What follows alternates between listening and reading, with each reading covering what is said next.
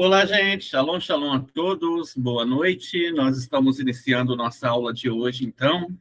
Estamos iniciando a nossa aula de número 3 da disciplina Introdução à Torá Oral. Até aqui, nós já vimos alguns detalhes muito importantes. Entre eles, você viu que Moshe Rabbeinu, ele recebeu a Torá no Monte Sinai, e ele recebeu a Torá em duas partes, a parte escrita e a parte oral. E nós vimos na última aula que as duas partes se completam, a parte escrita e a parte oral, elas são importantes para nós podermos entender, compreender como que o texto deve ser interpretado. Falamos que existe uma forma de interpretação fixa, e isso se encontra dentro do Talmud, na Mishnah, na Guemará. Esses textos explicam como entender o texto sagrado. Hoje, então, nós vamos estar falando sobre como que a Torá, que é oral, a gente fala oral, não é verdade? Estamos aqui, essa disciplina toda, falando para vocês que a Torá é oral. Como que essa Torá oral, ela se encontra hoje compilada? Porque se hoje você for numa editora, você vai encontrar o Talmud em livros, não é verdade? Você vai encontrar a Mishnah em livros. Você vai encontrar os Midrashim em livros. Então, o que aconteceu? Alguma coisa aconteceu nesse meio do caminho aí para isso ser encontrado em livros hoje. Afinal de contas, o que houve? O que aconteceu para que a Torá oral pudesse estar hoje compilada? Bom, vamos ver sobre isso, então. Bem, gente, olha o seguinte. Primeira coisa, como sempre, eu não me baseio naquilo que meu próprio conhecimento ou algo assim, sempre me baseio em alguma fonte para trazer para vocês. E o que eu vou trazer para vocês hoje é praticamente uma cronologia, tá? Da recepção da Torá oral até a compilação dela. E isso foi abordado pelo Ramban Maimônides no primeiro livro do Mishneh Torah, que é o Sefer Hamadá. Então, ele explica isso e eu estou trazendo para vocês aqui. Olha, uma outra coisa também é que, praticamente, a gente vai usar aqui para vocês, dentro dessa cronologia, eu vou usar a datação judaica. Eu não vou usar a datação do calendário gregoriano, tá bom? Porque a datação judaica, ela está aí desde 5.784 anos, né? E a do calendário gregoriano estavam aí pouco mais de 1.000 anos. Então, devido a isso, a gente vai usar uma datação correspondente a todo esse período histórico. Bem, a nossa história, então, ela começa lá em 2488. No ano de 2488, desde a criação do mundo, Moisés, nosso mestre, Moisés, Moshe Rabbeinu, ele foi chamado ao topo do Monte Sinai. E lá no topo do Monte Sinai, ele recebeu a Torá oral. Recebeu a Torá escrita também, mas o nosso tema aqui é Torá oral, né? Ele recebeu, então, a Torá oral. E ele recebeu a ordem de não transcrever a Torá oral. Então, Moshe Rabbeinu, ele pega todo esse conhecimento e vai passar àqueles que são o seu primeiro escalão de liderança, praticamente a sua equipe, a sua primeira equipe. Ali ele tinha os 70 anciãos, ali ele tinha Eleazar, Pinhas e Yehoshua. A gente está falando de Eleazar aqui, primeiro foi Aron, depois foi Eleazar. Aron morre, né? Então Eleazar assume esse posto. Pinhas você conhece como Finéias nas traduções. E Yehoshua você conhece como Josué. Esses foram aqueles que receberam diretamente essa transmissão da Torá oral, diretamente de Moisés, diretamente de Moshe Rabbeinu. Em particular, Moshe Rabbeinu, então, transmitiu a Torá oral a Yehoshua ben-Nun, a Josué, que era seu discípulo primário, e instruiu a respeito disso. Esse conhecimento, então, estava sendo passado para a próxima geração. Porque Moisés, mais um pouquinho, ele já não estaria mais nesse mundo. Então, ele estava preparando para a liderança de Josué. Esse conhecimento, a Torá oral, foi passado, então, para Josué, Pinhas, Yehoshua e Eleazar. Vamos, então, falar um pouquinho sobre Josué. No ano de 2516, 2516, você tem aí o período depois da morte de Moisés. Quem assume a liderança é quem? Yehoshua ben Nun, Josué, filho de Nun. E aqui, nesse ano, da mesma forma, ao longo da sua vida, Josué, então, ele ensina a Torá oral a todos os anciãos que estavam com ele, que também tinham recebido essa transmissão, e ele ensina a todas as pessoas que estão com ele. Ele interpreta a forma correta de entender cada mandamento, cada palavra da Torá, como praticar. Então, ele explica tudo direitinho, pormenores por pormenores. Aí a gente sabe que o livro de Josué, ele foi escrito por Josué, e ele terminou de ser escrito por Eleazar HaKohen, ou seja, Eleazar, o sacerdote, filho de Arão. Eleazar, filho de Arão. Lembra que 2 filhos de Arão morrem, Arão tinha 4 filhos, Nadab e Abihu morre, e sobra Itamar e Eleazar. Itamar depois morre, e sobra Eleazar. Tá? E Eleazar, ele termina de escrever, então, o livro de Josué. Josué morre antes de completar seu próprio livro, e Eleazar, ele termina. Eleazar vai receber essa transmissão. Eleazar, ele vai passar essa transmissão para aqueles que estão sobre a supervisão dele.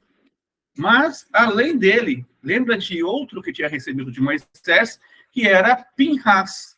Pinhas, que é traduzido geralmente nas traduções como Finéias, né? Pinhas, então, ele recebe essa transmissão e vai passar ela para quem?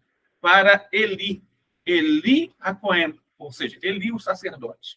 Ele recebe diretamente das mãos de Pinhas. Bem, Eli, ele foi o penúltimo juiz da era dos juízes. Eli foi o penúltimo juiz da era dos juízes. Todos os juízes, eles também receberam essa transmissão. Ele interpretou, explicou, elucidou da forma como estava na Torá oral. Tá bom? E dessa maneira foi que ele passou esse conhecimento. É nisso que ele estava pautada a forma dele ensinar. A gente sabe que ele era um sumo sacerdote, aliás, na época dele, né? E tal como sumo sacerdote, ele era responsável pela educação daqueles que estavam no dia a dia aprendendo sobre as palavras sagradas. Bem, a gente sabe que ele vai viver um pouquinho e tal, mas chega uma época em que os 2 filhos de Eli começam a fazer certas coisas negativas, e ele morre. Eli morre. Só que Eli, antes dele morrer, ele preparou um aluno. Esse aluno era quem? Shemuel Hanavi, ou Samuel, o profeta. O profeta Samuel, tal como você conhece. O profeta Samuel, ele recebeu essa transmissão da Torá oral diretamente das mãos de Eli. Diretamente, ele aprendeu pessoalmente com ele. Essa transmissão foi passada para ele. Bem, talvez as pessoas não sabem que, além de ele receber essa transmissão da Torá oral, ele também, Samuel, foi o que escreveu o livro de Juízes, foi o que escreveu o livro de Samuel, primeiro e segundo, tá? E ele escreveu esses livros, Juízes, primeiro e segundo Samuel. O segundo Samuel é praticamente Natan e Gad, os 2 alunos de Samuel que acabaram de escrever ele. Samuel morre antes de concretizar o segundo Samuel. Natan e Gad, eles completam o livro.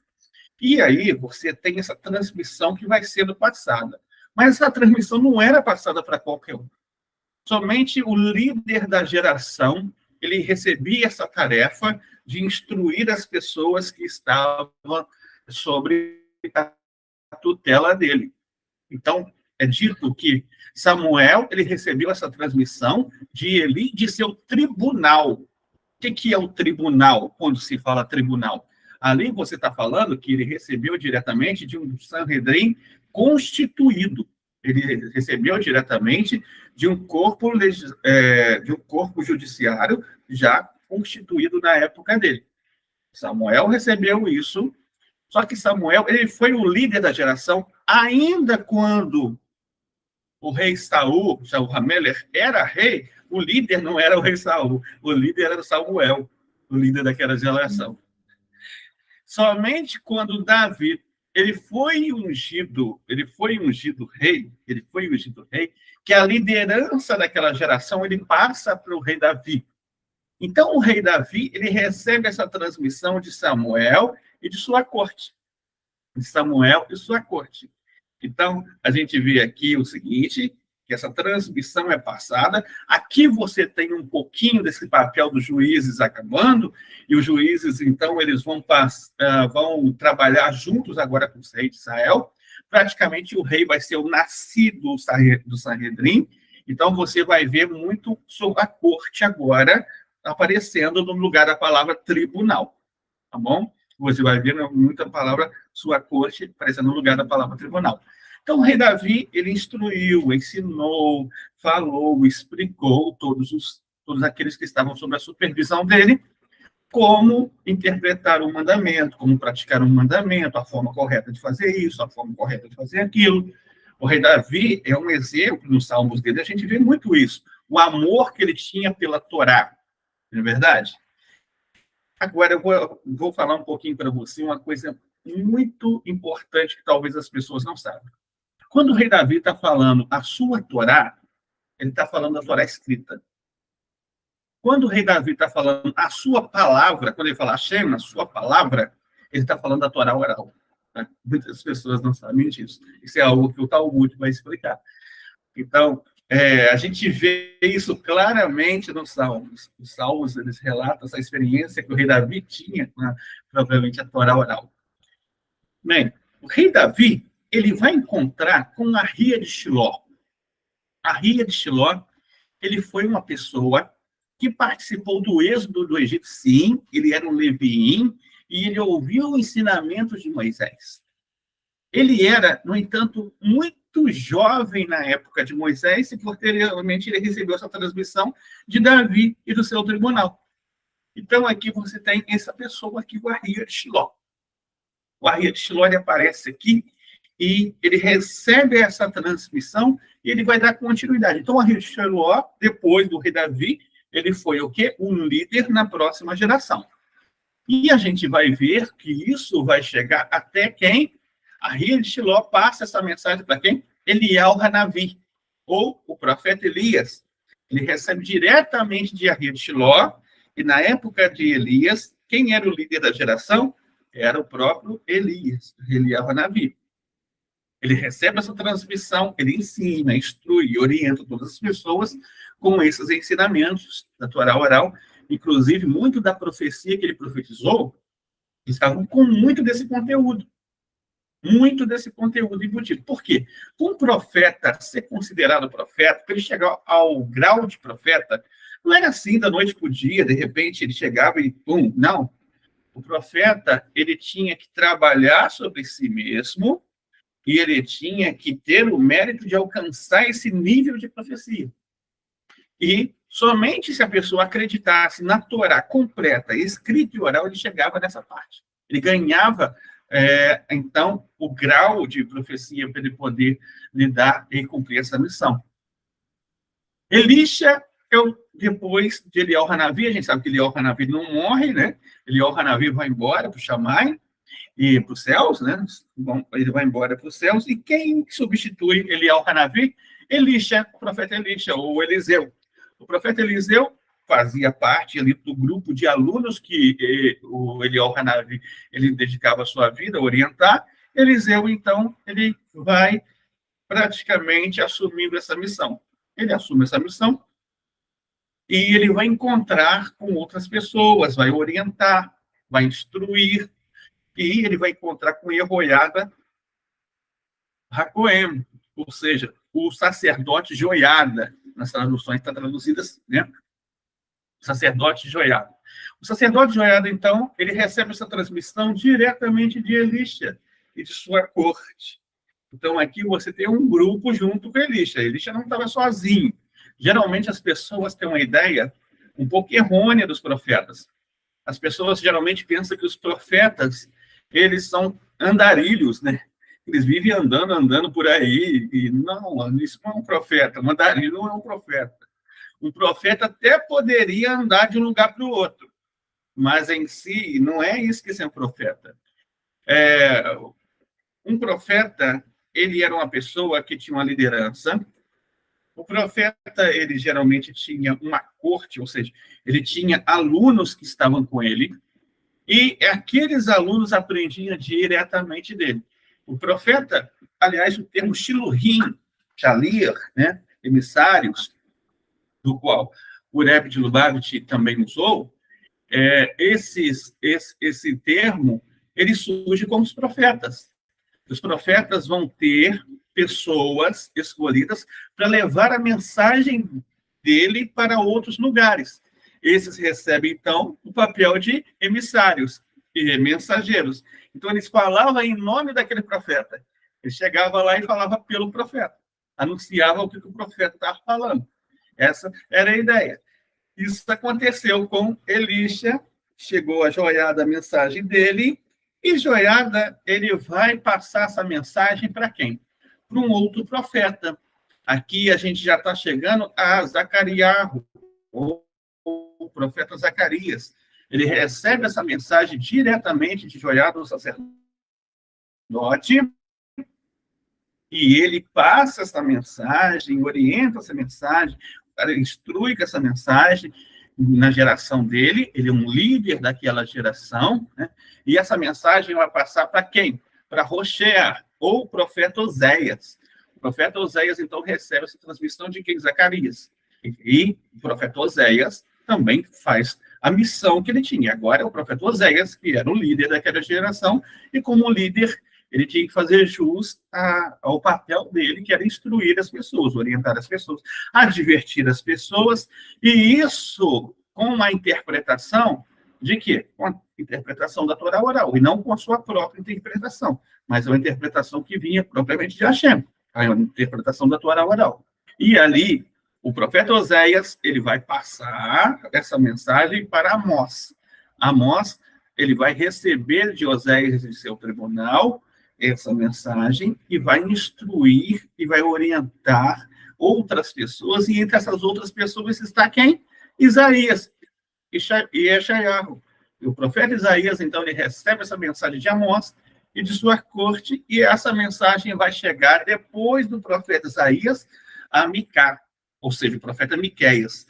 O profeta Miqueias, então, ele vai receber essa transmissão, vai passar essa transmissão, vai orientar as pessoas na época dele, vai instruir as pessoas naquela época, e essa mensagem vai chegar até Joel, né, o profeta, por sua vez, ele vai transmitir essa mensagem a Naum. Naum, por sua vez, ele faz o mesmo papel que ele tinha que fazer naquela geração, e essa mensagem vai ser passada para quem? Abacuque.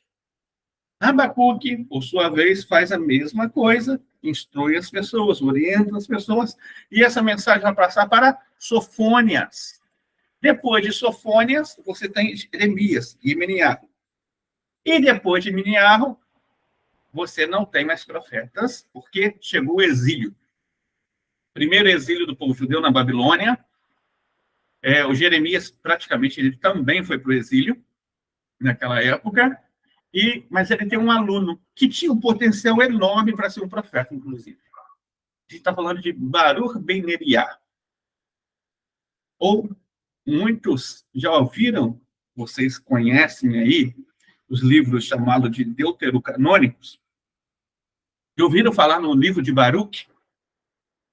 Então, o livro de Baruch é exatamente esse livro do aluno do profeta Jeremias, do Baruch ben Neriah. Ele escreveu essa mensagem. Ele é chamado de profeta Baruch, até nos livros deuterocanônicos. No entanto, ele não era profeta, tá? Porque ele estava no exílio. Eu vou explicar uma coisa para vocês. É o seguinte: para você ter um profeta, Existem regras, tá? Para a pessoa ser considerada um profeta.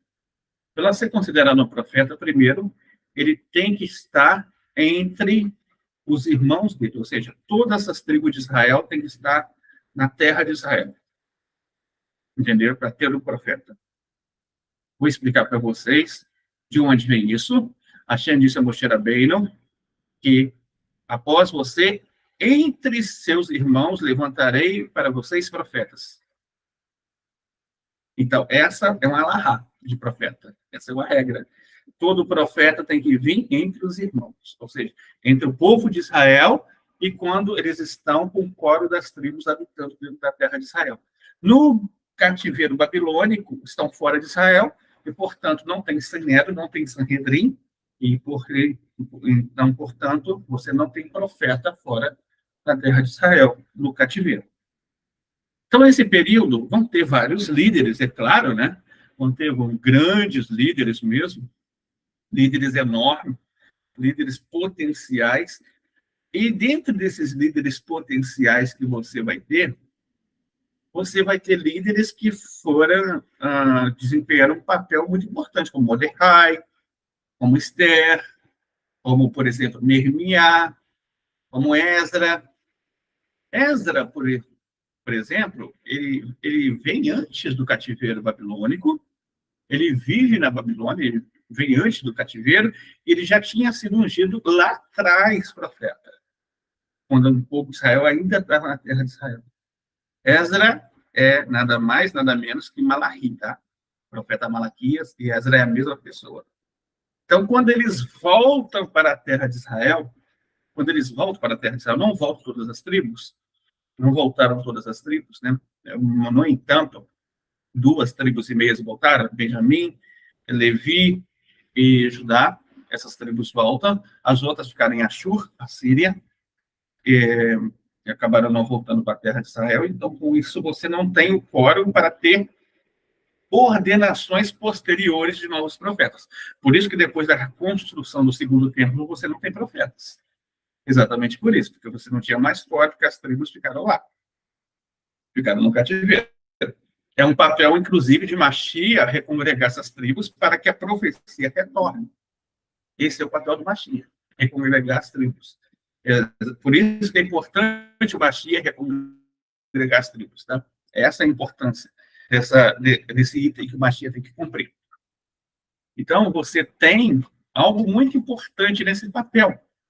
E após o cativeiro, você tem muitas pessoas importantes voltando para a terra de Israel, juntamente com essas 3 tribos, né, que eu falei.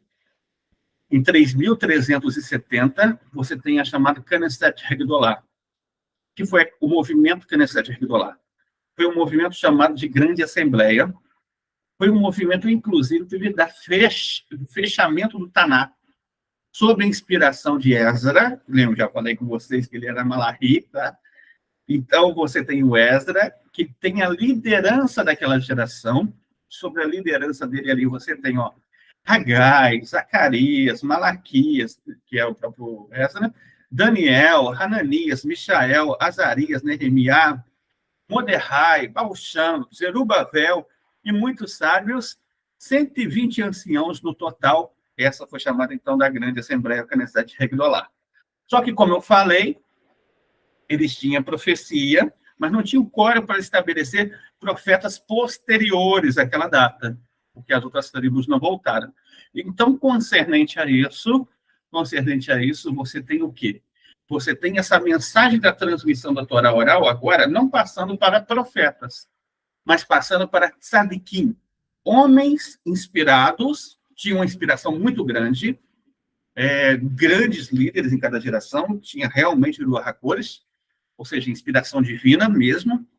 No entanto, eles não receberam o título de profetas, mas eram homens com a experiência, homens com uma conexão a Deus muito grande, mas muito grande. E entre eles estava o aluno do próprio Esdra. Quem que era? Shimon HaTzadik. Shimon HaTzadik, ele geralmente traduzido como Simão Justo, né?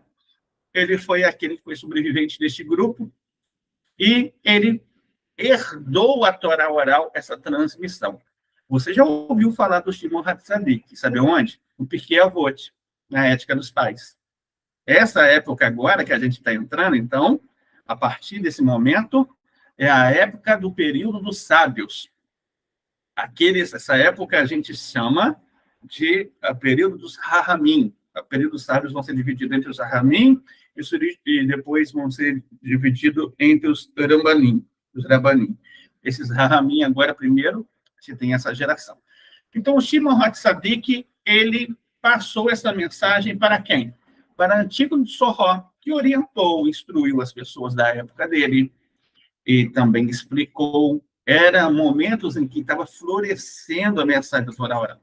Aqui, gente, se eu fosse datar para vocês, estamos aqui em 3.460, eu vou colocar para vocês o seguinte, aqui você está mais ou menos 100 anos antes da Era Comum, tá? Você está aqui praticamente uns 100 anos antes da Era Comum. 100 anos e um bocadinho antes da Era Comum. Então, a época vai passando, você tem a Antígono de Sorró, e você tem grandes rabinos, mas grandes sábios. Aliás, essa época eles não eram chamados de Rav ainda, de Rav, isso é posterior um pouquinho, aqui eles eram chamados de Raham mesmo, de sábios mesmo. E aí você vai ter, depois, o Yosef ben Yoser, de Tseraida, e Yosef ben Yohanan. Então, você vai já ter duas lideranças grandes. Você começa a ter duas lideranças grandes em cada geração, equilibrando bastante o poder que você tem. Tem um poder político muito grande na época do Segundo Templo, entendeu? Tem uma gerência política muito grande, mas aí você tem os Purushim, os fariseus, né? Eram homens muito piedosos, eles que vão ficar nessa liderança com o passar do tempo. Os Sadiquim, os chamados saduceus, eles abandonam o templo e eles saem do judaísmo. Então, eles abandonam o judaísmo, os saduceus, e somente os fariseus purushim vêm. O judaísmo ortodoxo, ele vem dos fariseus, eles vêm dos purushim. Não sabe. Então, aqui você vai ter o Yehoshua ben Perachia. Yehoshua ben Perachia, ele viveu mais ou menos 70, 60 antes da Era Comum. Aqui a gente está, então, praticamente, esse Yehoshua ben Perachia, ele foi o rabino do Yeshu, tá? Esse Yehoshua ben Perachia foi ele o rabino do Yeshu. O Yeshu, ele começou a seguir, o Yeshu era filho bastardo, todo mundo sabe disso, e com isso, ele interpretou mal uma frase do Yehoshua ben Perachia e resolveu criar seu próprio segmento, sua própria religião, e com o passar do tempo, o Yeshu ele se virou contra o movimento. Estamos aqui antes da Era Comum. O NT erroneamente calcula essas datas. Tá? O NT, por exemplo, vai colocar saduceus lá em 30 da Era Comum. Não existia mais saduceus em 30 da Era Comum. Não existia mais saduceus na Era Comum. Eles vão colocar lá em 30 da Era Comum. Então, eles estabelecem esses períodos totalmente equivocados. Por quê? Porque o NT não foi escrito por judeus. O NT foi escrito por romanos. Por pessoas que não conheciam a cultura judaica. Por isso que ele escreveu esses detalhes errados. Então, Yehoshua ben Perachia foi o líder daquela geração, junto com o Itai de Arbel. Eles receberam essa transmissão de quem? De Yosef ben Yoser e de Yosef ben Perachia e do seu tribunal. E eles herdam essa liderança e vão passando essa liderança para a sua próxima geração. E vai chegar em quem? Yehuda ben Tabai e Shimon ben Shatar, mais dois grandes rabinos que você vai encontrar lá no Pirkei Avot, Ética dos Pais. Estou falando aqui, gente, você está vendo um monte de nome do Pirkei Avot. Por que você está vendo um monte de nome de Pirkei Avot? Isso era para vocês verem como que esses rabinos eram grandes. Como que esses rabinos eram tementes a Deus. Como que esses rabinos amavam a Deus. Pelo conteúdo do Pirkei Avot, você sabe disso.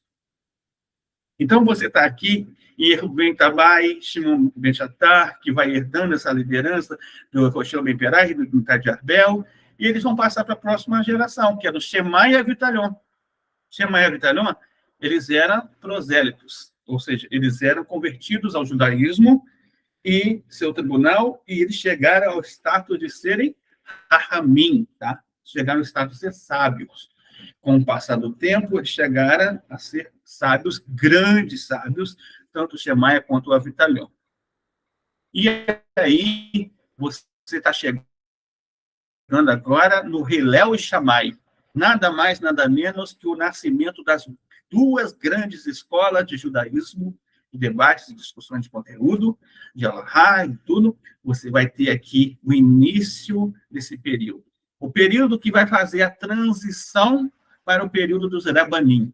Hillel e Shammai, você tem aquele que defendia uma posição mais flexível da Alahá, e você tem o outro que defendia uma posição mais rígida da Alahá, né? Mas os dois estavam certos. Os dois estavam certos. Nenhum dos dois estava errado. Todos os dois estavam certos. Mas cada um da sua forma, da sua maneira.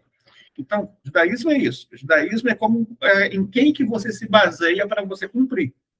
Entendeu? Você estuda o conteúdo, você não traz aquele conteúdo do nada. Você estuda aquele conteúdo e você se baseia naquilo. Você tem onde se basear? Ótimo. Legal. Perfeito.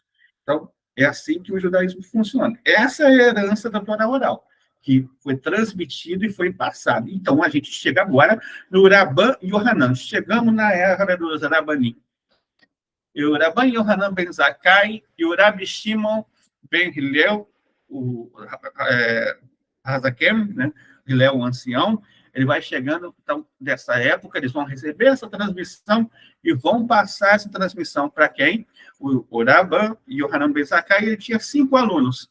Todos esses 5 alunos fantásticos. Entre eles, você tinha o Rabi Eleazar o Grande, o Rabi Yehoshua, o Rabi Yosef HaKohen, o Rabi Shimon ben Natanel e o Rabi Eleazar ben Arach.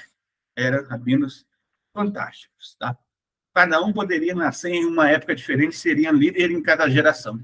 Mas nasceram tudo nessa mesma época, que foi a que a Hashem quis.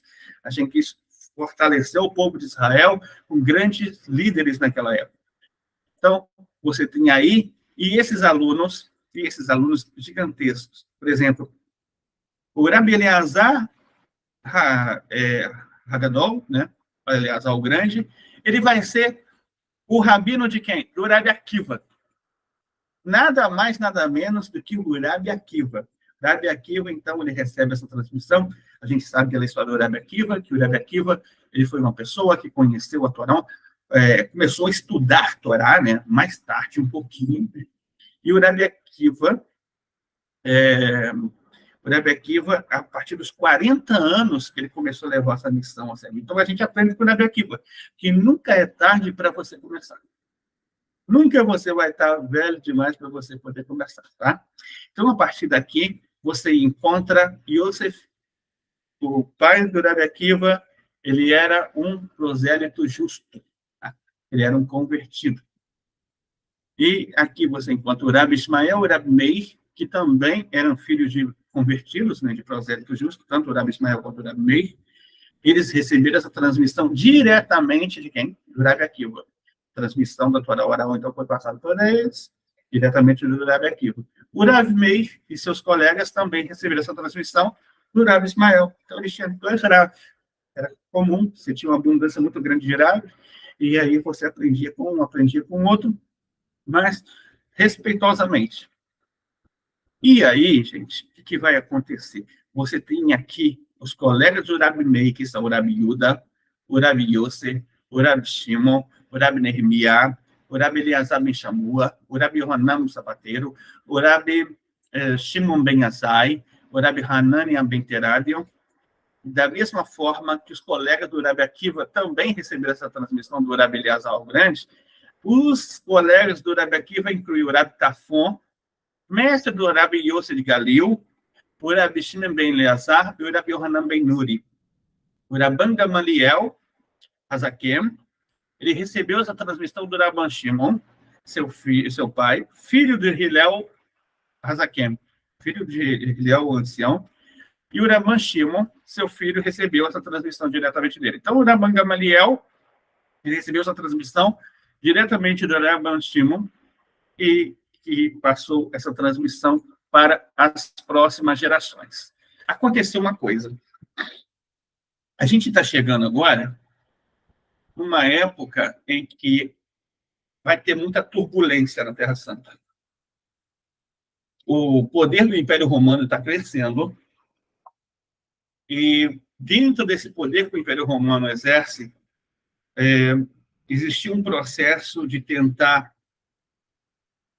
digamos assim, requerer do povo judeu algo que não estava sendo requerido antes, que era a adaptação religiosa ao ideal romano. Só que os judeus, eles nunca iriam querer se adaptar ao ideal romano. E praticamente muitos judeus morrem nessa época, muitos judeus morrem, muitos sábios morrem nessa época.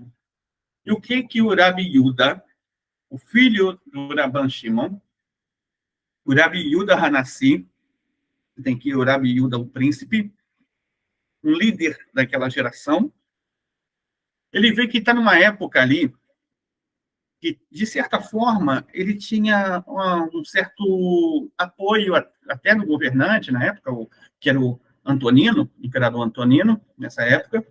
No entanto, ele viu, olha, o Antonino não vai durar para sempre. Então, o que vai acontecer? Se o Império Romano continuar se multiplicando dessa forma, a mensagem da Torá oral, ela corre um risco, um perigo dela, de repente, ela sumir.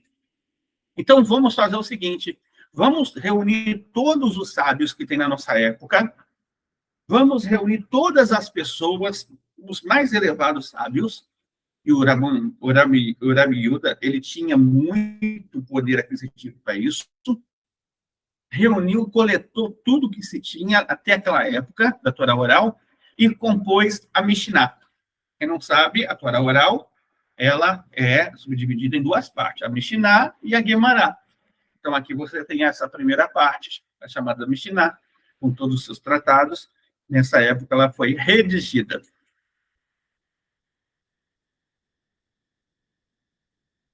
Essa corte do Rabbeinu Hakadosh, que era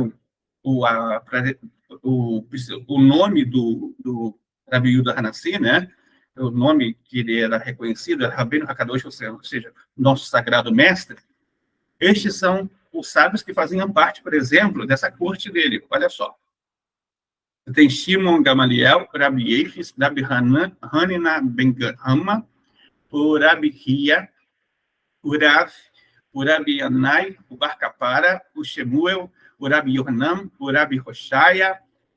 E aqui você tem muitos sábios, pessoas que tinham uma liderança incrível, tá?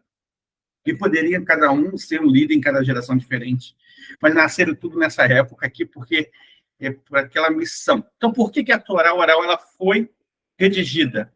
Porque o Império Romano estava se multiplicando e corria-se o sério risco dessa mensagem ela desaparecer. Então, para que isso não ocorresse, se redigiu a Torá oral. Tá bom? Foi isso que aconteceu naquela época. Legal. Só que vai acontecendo algumas coisas, gente. O que vai acontecendo? As épocas vão passando.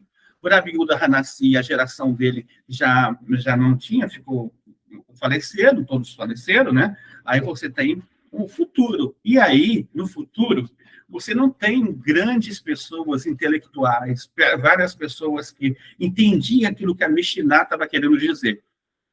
Então, nessa época, você começa os debates, as discussões sobre o conteúdo da Mishnah. É aí que vai surgir a Gemara. E aí você vai ter, dentro desses debates, vários lideranças.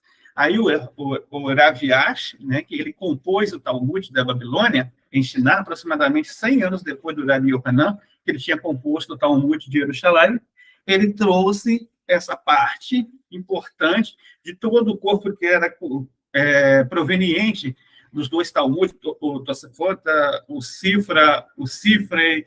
Então, todo esse conjunto de herança da Torá oral entrou dentro daquilo que nós conhecemos hoje, Talmud de Jerusalém, e o Talmud Bavli, que nós conhecemos hoje, tá bom? E foi redigido dessa maneira. Só que aí não vai parar. Essa época, então, com o Talmud chegando, com os debates ali, com as discussões ali dentro do Talmud, você tem mais explicações, você tem muita coisa interessante, como, por exemplo, dizer o Shema, a que hora dizer o Shema, e isso estava tudo agora em livros. Estava tudo em livros, não somente em informações orais. Então, as pessoas agora elas poderiam estudar cada um, mas ainda era um conteúdo muito grande, não é verdade? Então, a partir disso, você vai ter, em 4.349, muitos sábios morrendo, e você vai encontrar, nessa era, em cada ponto continental diferente tá, do mundo, vamos lembrar que o povo de Israel está no exílio já, você vai encontrar um Gaon. Ou seja, o que é um Gaon? Um Gaon era um rabino que entendia de tudo. Por exemplo, hoje você não encontra rabinos que entendem de tudo. Tá? Hoje você encontra um rabino que entende muito de Alahá, é a referência em Alahá que você tem hoje. Hoje você encontra um rabino que entende muito de Kabbalah, ou muito de Hassidut. Hoje você encontra um rabino que conhece muito de história judaica. Vai ter rabino que vai conhecer de tudo sobre leis de Kashrut.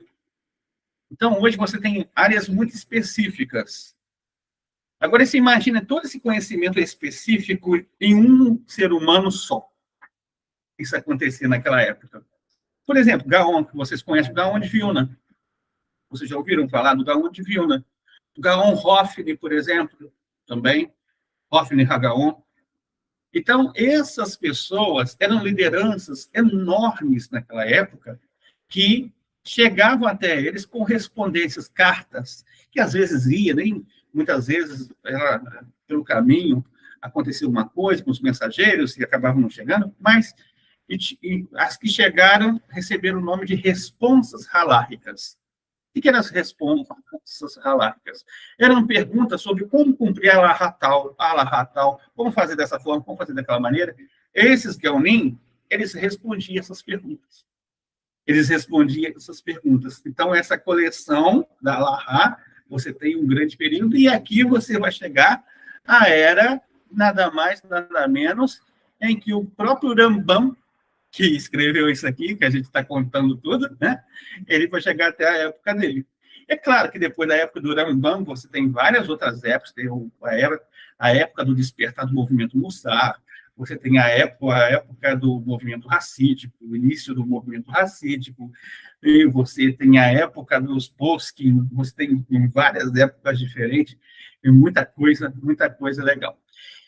Mas aí o Rambam fala, ele termina, além disso, os Geonim compuseram leis práticas da lei em relação ao que é permitido e ao que é proibido, quando alguém é culpado e quando é livre de culpa, em relação aos assuntos que eram práticos naquele determinado momento, de modo que as leis práticas fossem acessíveis ao alcance de uma pessoa que não poderia compreender as profundezas do Talmud. E esta é a obra de Deus que foi realizada por todos os Geonim de Israel, desde a conclusão do Talmud até a data atual, que era 1.108 anos após a destruição do templo, ano de 4.937, após a criação do mundo, a época em que o Rambam estava escrevendo o Mishneh Torah, o primeiro código de leis desse pai de códigos de leis, de vários códigos de leis. Depois tem o Shulchan Aruch, você tem vários outros livros de leis, a Saramá Marot, vários outros que vão surgir com o passar do tempo. Então, foi assim que a Torá, ela se encontra, por isso que a Torá se encontra compilada hoje. Agora a gente vai estar abrindo para perguntas. Se você tiver alguma pergunta, pode postar aí no nosso chat, que eu vou estar respondendo.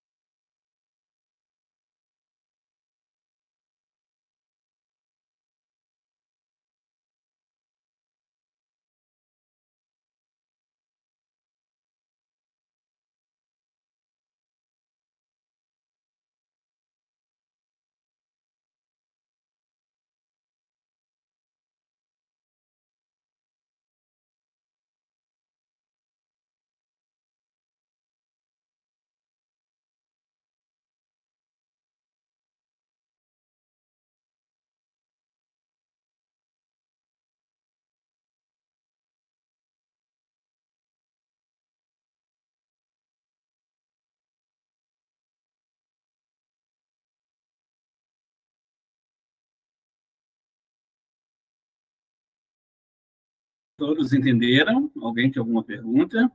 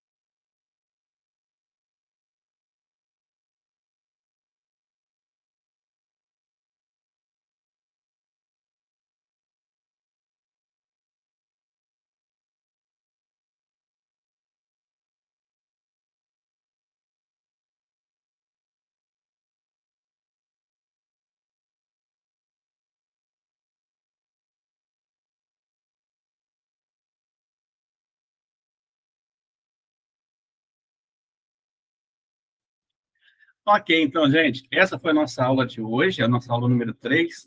Eu vou estar daqui a pouquinho postando para vocês a atividade número 3, tá? Lembrando, pessoal, que não fez atividade 2, atividade 1, pode fazer. A gente está aí, na próxima aula já é a nossa aula número 4, tá bom? Então, é bom colocar as atividades em dia. A atividade 3 que eu vou postar hoje, vocês podem me responder até o próximo domingo, tá bom? Quando a gente vai ter a nossa aula número 4. E a gente possa dar muitas bênçãos a todos vocês, uma ótima noite. Shalom, shalom a todos.